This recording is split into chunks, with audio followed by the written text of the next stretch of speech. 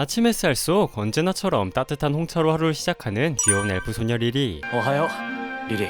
紅茶入れたよ。 그리고 오늘의 주인공 제노스는 그런 리리에게 아침부터 정성껏 대접받고 있었는데요. 그의 직업은 치유사였지만 그에게는 한 가지 비밀이 있었습니다. 正規の教育を受けずライセンスも持たない治癒士がいる。 그는 나라의 공인된 치유사가 아닌 말하자면 비공식 야매 치유사였죠. 治療費だ。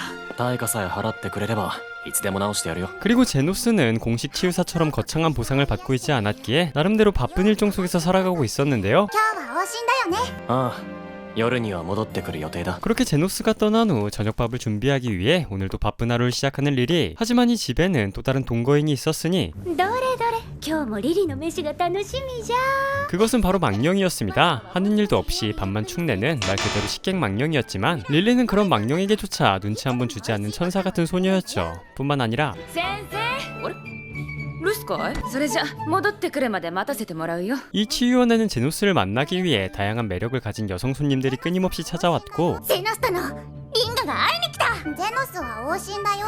ゼノス、遊びに来たぞ。 그녀들 모두가 제노스에게 호감을 품어 얼굴 한번 보기 위해 꾀병을 부리며 찾아왔던 것이었는데요. 結局みんな来たね。 하지만 릴리가 잠시 빨래를 하러 간 사이 사건은 터지고 마는데 みんなちょっとお鍋見てて。熱々のうちに一口味見をしてやろう。これはつまみ食いじゃなくて味の確認。 그렇게 한 입만 먹기로 했던 이들이었지만 한 입만 먹기에는 요리 실력이 너무 출중했던 릴이었고 결국 없어요. 大変なことになってしまったね。二人が食べるからなくなってしまった。 그녀들은 릴리가 정성껏 준비한 음식을 죄다 먹어치워버리고 말았죠. どういうことか教えてくれるかな。リンガは何も知らない。我も何も知らんぞ。 그리고 계속해서 남탓들만 하는 이런 개빡치는 상황에도 릴리는 화내기는커녕 싸우지 말라며 중재에 나서는데요. 喧嘩するとゼノスが怒るよ。ごめんよリリー。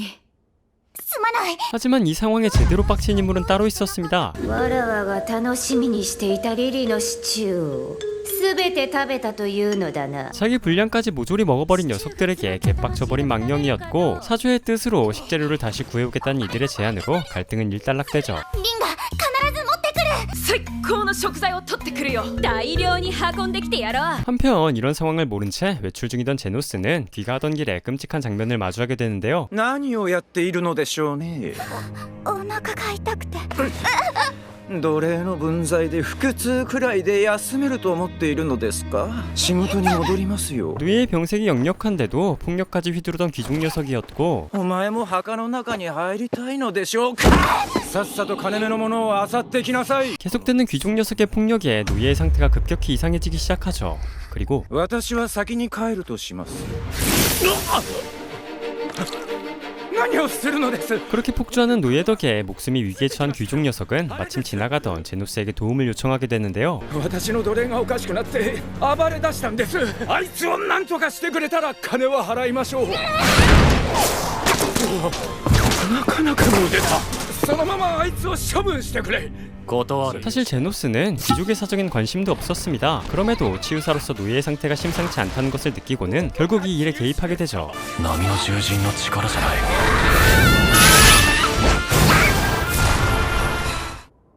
すぐ出してやるから少しおとなしくしてくれ。 제노스는 야매 치유사임에도 불구하고 실력은 이미 보통 치유사의 수준을 훌쩍 넘어선 상태였습니다. 그리고 그는 한눈에 노예에게 씌인 망령을 간파하는데요. 今助けてやるぞ。ヒール。どんな農作業をしたら治療に取りつかれるんだか。 그리고 제노스의 기적과도 같은 치료술을 지켜본 귀족 또한 자신을 치료해줄 것을 부탁하죠. 私を助けておくれ。今すぐ治療しなさい。 하지만 이런 건방진 귀족의 태도에 오히려 제노스는 그의 치료를 거부하며 역갑질을 시작했고 もう今日の営業は終了したんだ。明日でいいか。これだけあれば十分でしょう。そんなもんじゃ全然足りないぞ。 부족한 돈은 노예를 받는 것으로 퉁친다는 어거지와 함께 노예 권리까지 양도받는 데 성공합니다. あんなものを好きに使いなさい。 그렇게 제노스는 지금껏 노예 생활을 하며 망가져 있는 녀석의 몸까지 치료해주며 그녀에게 자유를 선사해주죠. 腹を切って石を取り出して閉じただけだ。これくらい治癒士なら誰でもできるだろう。普通ではありません。 그리고 이런 인성과 실력 덕에 제노스는 그 많은 여자들의 인기를 독차지할 수 있었던 것이었는데요. 怪我をしたらいつでも来い。闇ヒーラーとして治療してやる。 그리고 그날 저녁 리리와의 약속을 지키기 위해 식재료를 챙겨온 친구들과 함께 저녁을 준비하며 제노스는 보람찬 하루를 마무리합니다. 先に紅茶入れるね。みんなで飲もう。 사실 제노스가 지금처럼 평온한 일상을 누리기까지는 결코 순탄치 않은 여정이 있었습니다. 과거 그는 한 모험가 파티의 일원이었는데요. 하지만 お前最近何もしていないよな。ぶっちゃけもういらないんだ。 파티가 점점 성장하면서 결국 이들은 제노스의 능력조차 필요 없게 되었고 그는 가차없이 버림받고 말았죠. 俺を仲間だって。俺はただ使い勝手のいいやつであれば誰でもよかったんだ。 게다가 그동안 제노스가 받은 보상이라곤 이 퇴직금 금화 한 개가 전부였습니다. お前みたいな貧民は一生かかっても手にできねえような報酬だ。俺からの選別だ。分かった。 그렇게 모든 것을 잃고 방황하던 어느 날 제노스는 길거리에서 폭행당하고 있는 엘프를 목격하게 되고 逃げられると思うなよ、エルフの嬢ちゃんよ。バカ、商品を刺してどうすんのよ。おい、子供を刺したのか。 죽어가는 아이의 모습을 외면할 수 없었던 제노스는 자신이 가진 마지막 금화로 엘프를 사게 됐는데요. じゃあ俺がこの子を飼うよ。 이후 엘프를 사게 된 제노스는 곧장 다친 그녀를 치료해주게 되죠. あれ痛くもないし傷もない。俺は治癒士だからな。 그렇게 모든 것을 잃은 날 우연치 않게 만났던 이 엘프 소녀가 바로 지금 제노스와 함께 살고 있는 리리였습니다. とりあえず服を買って飯でも食おうか、リリ。おいしい。ゲノショは食べないの？俺は腹いっぱいだからな。 그렇게 리리를 구한 후 가장 먼저 그녀에게 식사를 챙겨주는 제노스였지만 本当は金がない。 사실 제노스는 본인의 끼니조차 제대로 해결하지 못할 정도로 형편이 어려운 상황이었는데요. 그렇게 앞으로 어떻게 살아가야 할지 고민이 한참이던 그때 すまねえ。水をくれ。油断して撃たれちまった。その腕、弾痕と広範囲のやけどがこれくらいならすぐに治る。ヒール。 우연히 마주하게 된 부상자를 제노스는 망설임 없이 치료해주게 되었고 남자는 그런 제노스에게 단말로 치료에 대한 보상을 건네죠. 하지만 이 경험은 제노스에겐 꽤나 충격적인 일로 다가왔습니다. 治療院で治癒士が治療をしたら報酬をもらってもいいんだな。助けてもらったらありがとうっていうのも普通だと思うよ。 그리고 제노스는 이 일을 계기로 자신이 나아갈 길을 찾게 되고 俺決めたよ。治療院を開こうと思う。 리리 역시 자신을 구해준 제노스의 곁에 남기로 하는데요. ゼノスがご主人様だもん。だからゼノスについていく。 하지만 문제는 제노스는 빈민가 출신이기에 치유사 자격시험을 볼 기회조차 가질 수 없다는 것이었고 闇営業の治癒士、闇ヒーラーになってしまうか。 어쩔 수 없이 제노스는 마을 외곽의 폐허에 몰래 치료원을 열 수밖에 없는 상황이었습니다. 闇営業を街中で堂々とやるわけにはいかないだろう。それにこの辺は家がたくさん余っているし。 다행히 버려진 집이 많아 돈 한 푼 들이지 않고 임장에 나설 순 있었지만 こういう怖い雰囲気のところは魔物が生まれやすいって。 그런 집들에는 대부분 레이스, 즉 망령이 깃들어 있는 곳이 많다고 하죠. 하지만 제노스는 그런 리리의 말을 한 귀로 듣고 흘려버린 채 마음에 드는 집으로 향하는데요. 柱もしっかりしているから手を入れれば十分住めるぞ。 그때 命の匂い。ゼノス、レースだ。レースがいる。 역시나 이곳엔 레이스가 먼저 돗자리를 펴놨었습니다. 그리고 오랜만에 인간을 만난 그녀는 제노스의 생명을 아스려들었지만 ヒール。 사실 제노스는 과거 파티 생활을 하며 수도 없이 많은 레이스를 상대했었고 これなら100体くらいは倒したことがあるぞ。だからアンデッド系の魔物は治癒魔法に弱いことは知っている。 당장이라도 그녀를 없애버릴 힘을 가지고 있는 제노스였지만 제노스는 싸움보단 대화로 이 일을 해결하고 싶어 했는데요. さっさとその命を。ヒール。 하지만 그녀는 일반적인 망령과는 달리 고위 존재였기에 쉽게 고개를 숙이지 않았고 この狩猟王カーミラを怒らせた人間は初めてだ。愚かな人間どもを殴り殺してくれよ。 결국 카밀라는 부하 망령들까지 소환해보지만 압도적인 실력 앞에 결국 패배하고 맙니다. 治療用の部屋と寝室だけ使わせてもらえればいいから。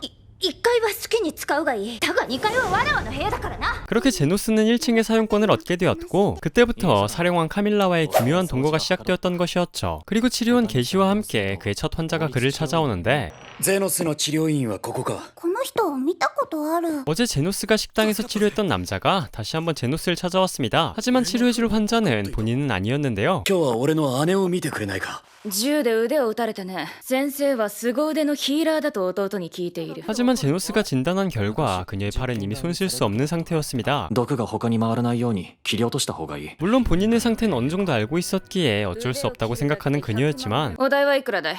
100万円だな。しかし随分ふっかけるね先生。 고작 팔 하나 자르는데 말도 안 되는 금액을 청구하니 당연히 빠개칠 수밖에 없는 그녀였죠. 게다가 이 여인의 정체 또한 만만한 상대가 아니었습니다. 腕を切るだけで100万円をふっかける。私が疾風のゾフィアと知っても同じことが言えるかい？リザードマンを率いる貧民街の顔役の一人。 하지만 제노스가 말한 100만 회는 단순한 절단 비용이 아니었는데요. 再生させないと意味ないだろ。誰が腕を切るだけなんて言った。何を言ってるんだい。 그리고 팔을 재생시키는 치료법은 듣도 보도 못한 이들이었기에 제노스의 말이 허풍처럼 들릴 수밖에 없었죠. 하지만 局部に自動回復魔法をかけて痛みを取りながら、まずは骨、血管に筋肉。 그런 그들을 비웃듯 제노스는 완벽히 조피아의 팔을 복원시켜 주었고 先生はすごいね。今後もうちの者がお世話になるよ。 이 일을 계기로 제노스에게 홀딱 반해버린 조피아는 이날부터 쭉 제노스의 치료원의 신세를 지고 있었던 것이었죠. ゾフィアさんの紹介で患者さんがたくさん来るようになったね。 하지만 문제는 지금부터 시작이었습니다. 貴様が闇ヒーラーのゼノスか。裏町の非合法賭博の元締めと言われている暴君のリンガが。 현재 이 빈민가에는 세 개의 무리들이 첨예하게 대립하며 전쟁을 치르고 있었고 ゾフィアの配下をいくら痛めつけてもすぐに復活してくる。 빈사 상태에서 다음 날이면 리스폰 마냥 부활하는 조피아의 부하들을 이상하게 여긴 녀석은 미행 끝에 이곳을 찾아냈던 것이었는데요. ゾフィアの部下を治療する者はいなくなる。 하지만 과거 치유 마법 겸 방어 마법도 같이 익혔던 제노스였고 バカな。リンガの斧で全く傷つかないだと。仕方ない。お前たち建物を壊せ。 결국 제노스에겐 털끝 하나 상처내지 못한 린가는 신나게 제노스의 치료원을 부셔버리죠. 하지만 書籍が取らない。 이 집의 진짜 집주인은 개빡쳐버리고 말았고 1階の治療室は命を救う場所だ。こいつらが2階に行ったら好きにしろ。 제노스의 말을 듣는 레이스를 보며 이들은 충격에 빠질 수밖에 없었습니다. まさかゼノス殿がレイスの主君だったとは。 그리고 이 일을 계기로 린가는 제노스에게 충성을 맹세했던 것이었죠. ゼノス殿に敬意を示すのだ。 하지만 이걸로 끝이 아니었는데 闇ヒーラーのゼノスだな。新しいお客さん。 이 멧돼지의 정체는 빈민가의 3대 세력 중 하나인 오크족의 수장 레베의 부하였습니다. 多くの狩猟といえば魔石採掘で財を成した大物。 그리고 이미 두 세력이 제노스에게 호의를 표한 상황에서 오크족만 가만히 있을 수 없었던 것이었죠. 근데 이상하게도 정작 수장이었던 레베는 직접 나타나지 않았는데요. ところでどうして本人が来ないんだ。動けない状態だ。レーベ様、闇ヒーラーのゼノスを連れてきました。 그렇게 도착한 오크족의 본거지. 그리고 부하 녀석의 말대로 레베는 움직일 수 없는 상황이었습니다. は今動けずに困っているのだ。お主に理由がわかるか？スキャン。何をしている？腹の中に塊。これは魔石か。 이 바보 같아 보이는 레베는 주먹밥을 먹다가 마석을 같이 삼켜버렸고 ほっとけばそのうち下から出てくる。 어차피 똥으로 나올 거라며 대수롭지 않은 듯 진료를 마치려 했지만 それも特大威力のエクスプロージョンの魔石だ。 섣불리 자극한다면 폭발할 수도 있는 상황이기에 레베는 자리에서 꼼짝도 못하고 있었던 것이었죠. 困ったのは部下たちが我のそばを離れないのだ。これが爆発すると貧民街のオーク族は今日で終わりだ。 하지만 지나칠 정도의 오크들의 충성심으로 인해 오크족의 간부는 전멸을 눈앞에 두고 있었던 것이었는데요. 子供はタダで見るらしいじゃないか。我は子供が好きだからな。 오크족의 전 재산을 줄 테니 앞으로 아이들을 치료해달라는 유언을 남기기 위해 제노스를 불렀던 것이었습니다. 하지만 メス、じっとしてろよ。何をする。腹を切って魔石を取り除いた。 호들갑던 게 무한할 정도로 제노스는 간단히 레베의 마석을 제거해버렸죠. 뿐만 아니라 刺激を与えたら爆発するぞ。無傷だと。 간단히 손으로 마석의 폭발을 무효화시키는 것은 물론 제노스는 치료비까지 받지 않고 자리를 떠버립니다. 俺は労力に見合う対価を要求する。この程度じゃ見合わないだろ。お主はオーク族の恩人だ。なんなら我ら全員でお主の治療院を一日中警備してもいい。 이로써 제노스는 세 개의 부족 모두에게 호감작을 조지는 데 성공하게 되죠. ゾフィアさんとリンガさんとレーベさん最近よく来るなーって。怪我もしてないのにあいつら何しに来てるんだろうな。あの女どもは貴様に惚れているのだろうよ。ミリちょっと心配。みんな美人だし。 그렇게 하렘 왕국이 펼쳐지며 행복한 일상이 계속됐다면 좋았겠지만 あいつらと戦争しようと思う。バールフ側についてほしい。あいつらを滅ぼすことに。待て待て。 이들은 제노스를 독차지하기 위해 종족 간 전쟁을 선포하게 되는데요. ゼノスを取り合って戦争が起きる。 그렇게 여자들의 마음을 후린 죄로 전쟁이 벌어지게 된 이 상황. 하지만 제노스는 이들을 말릴 생각은 1도 없어 보였습니다. 俺は別に戦いを止めに来たわけじゃない。だから存分にやる。気が済むまでな。生き残った一人が先生を手に入れるってのはどうだい？ゼノスの低層をいただくのは我だぞ。 그 말과 함께 시작된 제노스 쟁탈전.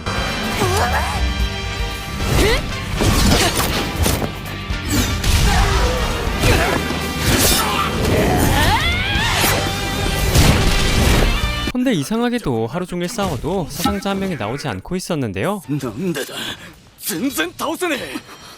これは傷が治っている。 그렇습니다. 이들의 싸움을 말린다고 해도 들어먹지 않을 이들을 잘 알았기에 제노스는 싸움을 지켜보며 부상자들을 계속해서 치료해주고 있었고, なんせ俺は闇ヒーラーだからな。先生はずっと先生の仕事を果たしていたってことかい。しかしこれでは終わりがないではないか。 이 일을 계기로 자신들의 어리석음을 깨달은 이들은 제노스의 중재 아래 역사적으로도 처음으로 화해를 하게 됩니다. 終わりなんてないのに私たちは一体何をやっていたんだろうね。許しも強さ、古い多くの言葉だ。 하지만 이런 종족 대통합이 영 마음에 들지 않는 세력들도 있었는데요. 貧民街のアジンどもの構想がすっかり落ち着いているというのだ。構想が落ち着いたなど到底信じられません。 이들의 정체는 왕족 그리고 빈민가들이 통합한다면 ひいては支配体制への脅威になりうると。その通りだ。 자신들에게 눈을 돌려 지들 밥그릇이 위협받을 수 있었기 때문이었습니다. あの3人をまとめられる人物がいるとは思えません。仮に噂が本当だとしたら放置しておくわけにはいかん。 그리고 그 중재자의 정체를 밝히기 위해 아이언 로즈라 불리우는 이 부사단장이 직접 빈민가에 사찰을 나서기로 하죠. ワーウルフやオークと随分仲が良さそうだな。前は仲が悪かったと記憶しているが何があったんだ？ 하지만 모두들 한 번씩은 제노스에게 도움을 받았던 이들이었기에 모두들 제노스의 정체를 숨겨주었고, あんたが誰か知らんが話すつもりはねえよ。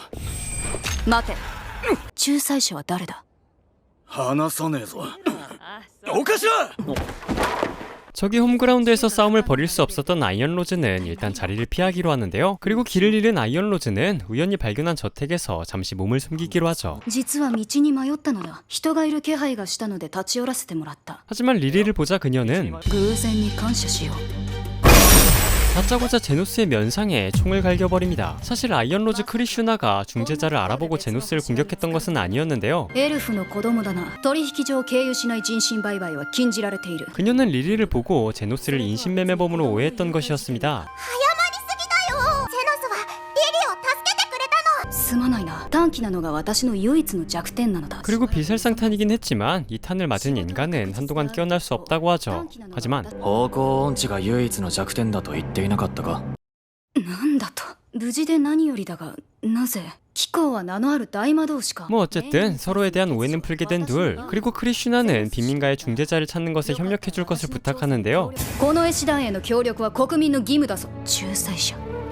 貧民街の構想を終わらせた人物だ。そいつは別に表に出たいわけじゃないかもしれないし。貧民街をまとめる力を持つ人物。いずれ王国への反対勢力を率いる脅威になりかねん。 그렇게 중재자를 눈앞에 두고 중재자를 찾는 아이러니한 상황이 계속되는 가운데 크리슈나가 조사하고 있는 사건은 이뿐만이 아니었습니다. どうやら子供の不正売買の温床がどこかにあるようなのだ。まあ明日から地道に調査を始めるさ。 이런 상황에 제누스와 함께 있는 리리를 보고 오해하는 것도 당연한 상황이었죠. 사실 그녀는 빈민가에 대한 뿌리 깊은 증오가 서려 있었는데요. 私の母は貧民に命を奪われたのだ。貧民街の者たちが腹を空かせてかわいそうだと毎日のように炊き出しに行っていた。 하지만 어머니의 자해는 결국 칼이 되어 돌아왔고 結婚指輪を奪うための犯行だったと聞いている。私自身が完全無欠のヒーローとなって貧民街の悪人どもを取り締まると。 그날 이후 사람들은 철과 같은 단단한 의지와 표정 없는 그녀의 얼굴을 보고는 그녀에게 아이언 로즈란 이명을 붙여주었던 것이었죠. この顔はまるで鉄の仮面のようだろう。では夜には戻ってくる。 그렇게 크리슈나가 떠난 후 오늘도 제노스를 만나기 위해 찾아온 조피아. 그때 ゼノス氏すまない。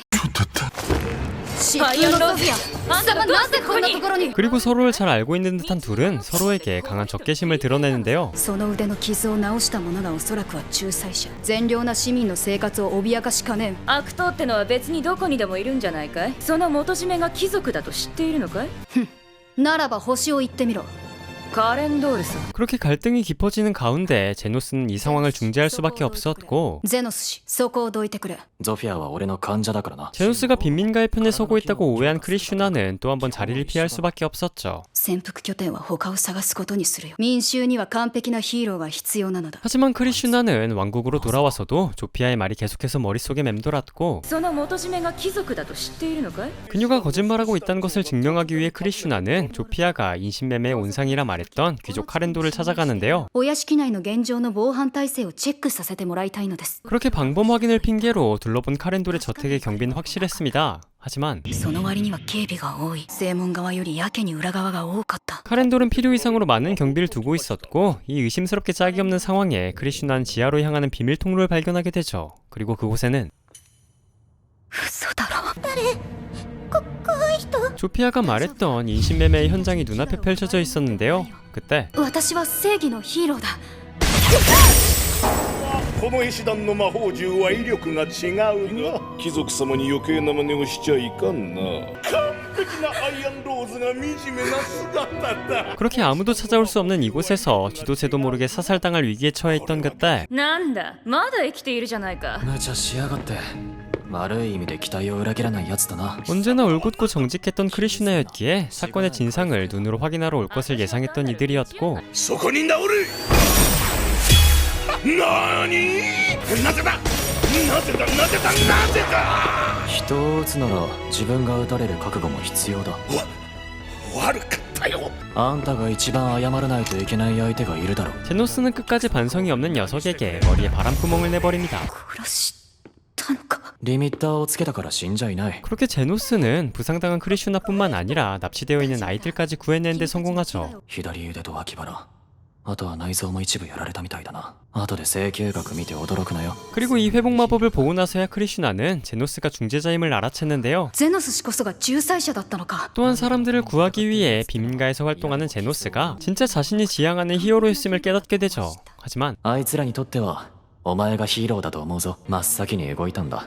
この事件のヒーローはお前だ。 어찌 되었건 간에 제일 먼저 아이들을 구하기 위해 달려왔던 크리슈나를 제노스는 최고의 히어로라고 인정해 주었고, 제노스의 말에 크리슈나는 어머니를 비민가에서 살해당한 불쌍한 피해자가 아닌 비민가의 많은 사람들을 구해낸 영웅으로 기억하게 됩니다. きっと誰かのヒーローだったと思うぞ。間違いなく私のヒーローだったんだ。さっきの治療費と合わせて耳揃えてしっかり払えよ。 그리고 이 농담 같지 않은 제노스의 농담에 크리슈나는 잃어버렸던 미소를 되찾게 되죠. 笑顔が下手なのは私の唯一の、いや、いろいろある弱点の一つだ。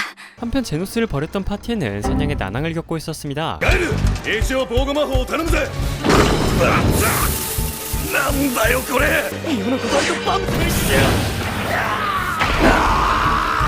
그리고 제노스의 치유 마법과 방어 마법이 사라진 지금 녀석들은 고작 B+ 마물도 처리하지 못하고 있었는데요. 仕方がねえ。一度引きだ。たかが B+ 級の魔獣に何を手こずってんだよ。ゼノスの野郎の治癒魔法が本物だったってことはないよな。 하지만 이 사실을 인정할 수 없었던 이들은 열흘 후 새 치유사를 고용해 다시 한번 던전 공략에 나서기로 하죠. ガエルが防いで、俺が削ってアンドレスの破壊魔法で仕留める。 하지만 何？待ち伏せか。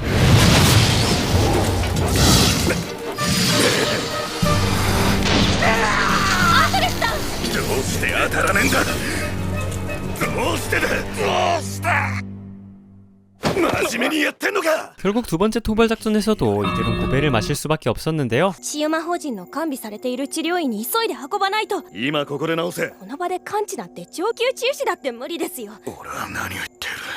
貧民ごときにそんな真似ができるはずがない。 게다가 몬스터 토벌조차 제대로 못하는 지금 잘 나가던 과거가 무색하게 이들은 귀족들을 눈밖에 나버리고 말았죠. 二度と私の前に姿を見せないでくれ。大貴族に近づく機会を前に無理なんて言えるかよ。 하지만 이렇게 몰락할 수 없었던 녀석은 다시 한번 제노스를 찾아가기로 하는데요. 前のように利用して地に落ちた名声を取り戻す。感謝しろよゼノス。 그렇게 제노스를 찾기 위해 다시 한번 빈민가를 찾은 아스톤. 하지만 제노스의 소식을 묻자 빈민가의 사람들은 이들의 정체를 알고 있는 듯 보였습니다. あんたらが先生を追放したって噂のバカパーティーかい。あんたらごときの相手をしている暇はないんだよ。貴様らがゼノス殿を追い出したアホパーティーか。お主らがゼノスを追放したゴミどもか。もしゼノスにちょっかいを出したらオーク族が黙っていないぞ。 그렇게 자존심만 구긴 채 정처 없이 길거리를 방황하던 녀석은 우연치 않게 제노스를 발견하는데요. おいゼノス、しぶとく生きてやがったようだなゼノス。喜べ。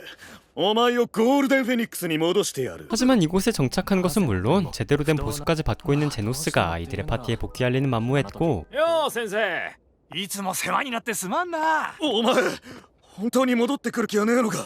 もう遅い。待ちやがれゼノス。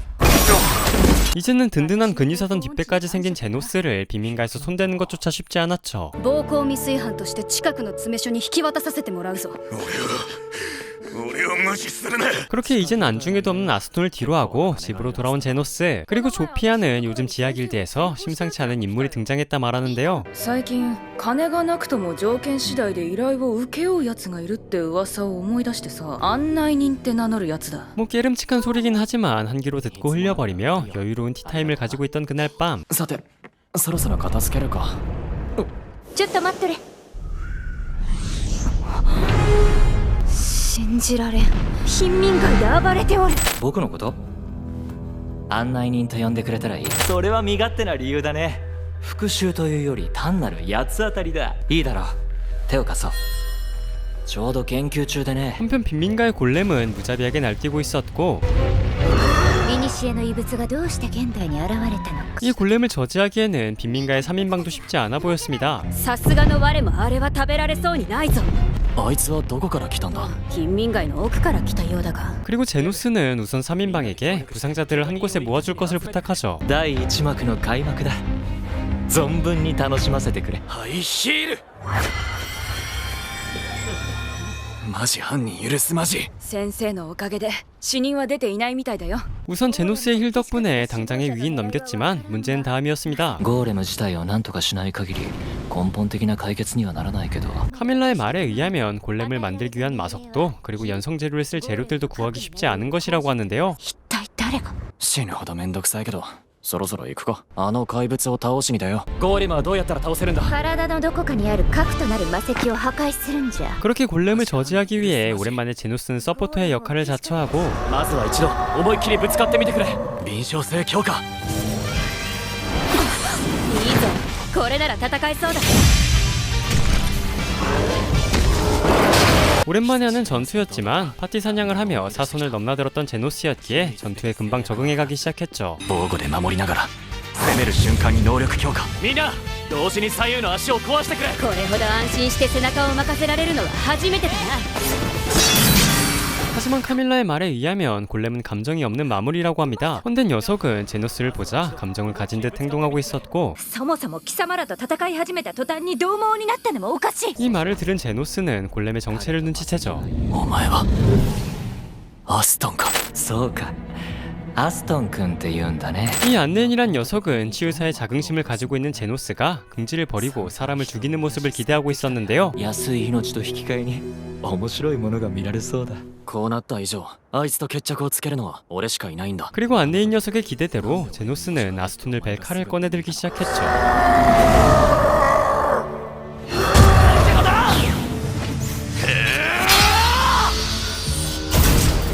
ようまた会ったなアストン。思ったより躊躇なく殺すんだね。ああ、これで終わりか。 하지만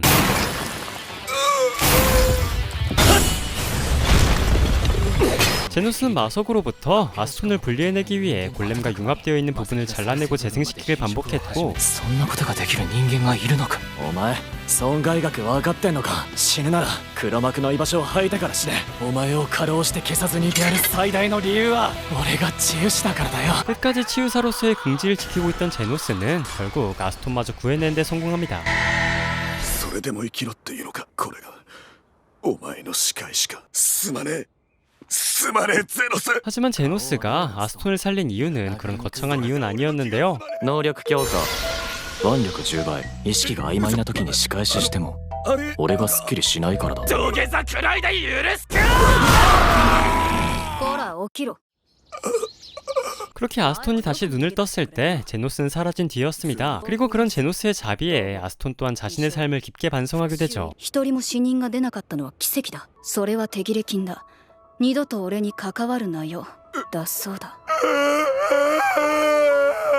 그렇게 구제불능 모험가의 신체뿐만 아니라 내면까지 치료해주게 된 제노스. 앞으로 제노스의 치료 후에는 어떤 일들이 기다리고 있을까요? 지금까지 무미하나 힐러로서 즐겁게 살아가기였습니다. 抜け駆けは許さんぞ。我がくっつくのだ。絶対戻ってくるって分かってたもん。おかえりゼノス、一緒に紅茶飲もう